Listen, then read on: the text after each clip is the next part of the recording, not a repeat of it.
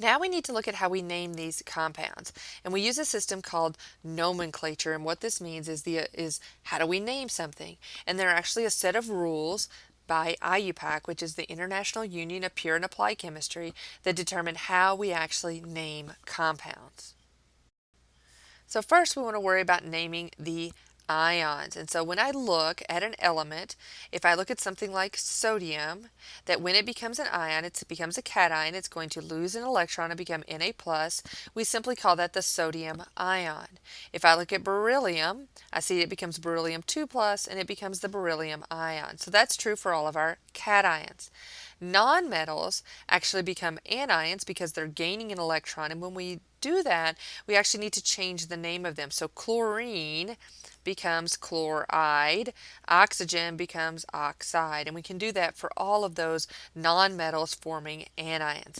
Now, when we look at the cations, we're not going to actually use sodium ion in the name of the compound, but if we have sodium by itself as an ion, then we do need to refer to it as the sodium ion. So saying sodium versus sodium ion mean two very different things. So let's look at some examples here. When we're naming ionic compounds, we see that we're always going to name the cation first, then the anion. Whether our anion is a monatomic ion or a polyatomic ion, and as well for the cation. It can be a monatomic ion, a transition metal ion, or it can be a polyatomic ion. Either way, the cation is always named before the anion. Here we have rubidium bromide, so we have the element rubidium, which becomes an ion, and that's our cation. Bromine is our anion, so it's named last, and notice that we changed the ending to IDE for bromide and fluoride.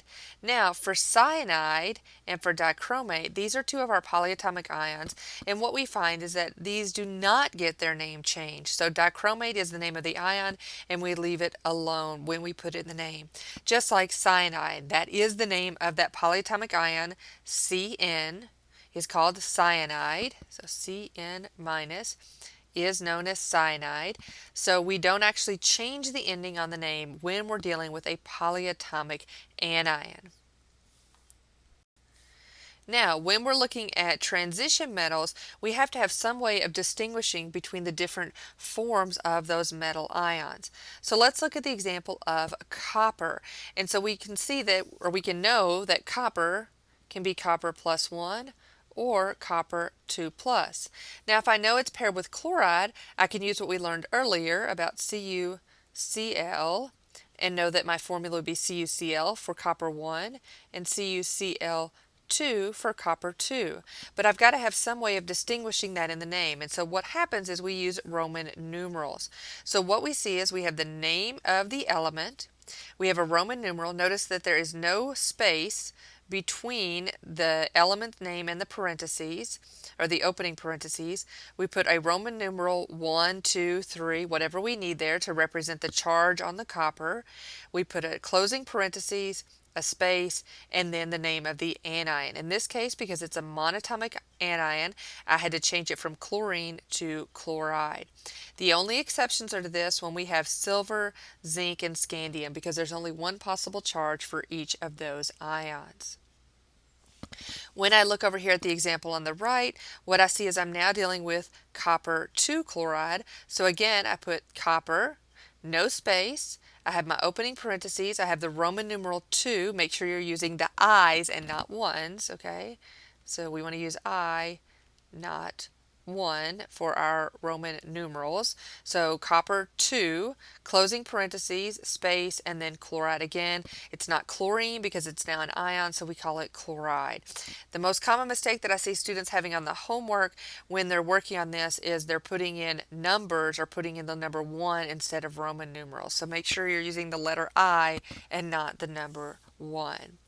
So now when I look at these names, it's very clear. I either have copper 1 chloride, that tells me I'm dealing with Cu+. Here copper 2, that 2 in parentheses tells me I'm dealing with Cu2+. So now I can figure out what the formula is based on the name.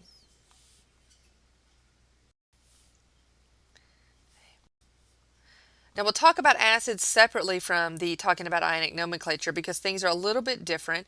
But when we look at bases, we name them just like any other ionic compounds. And a base is just anything that yields hydroxide ions when dissolved in water. So for example, if I look at something like sodium hydroxide, which is what's pictured over here on the right, those are sodium hydroxide pellets. What I notice is that I have my cation is sodium, so that is in the name, and then I have my polyatomic ion hydroxide, and that's at the end of the name. Now it already has the IDE ending. I did not need to change that because HOH minus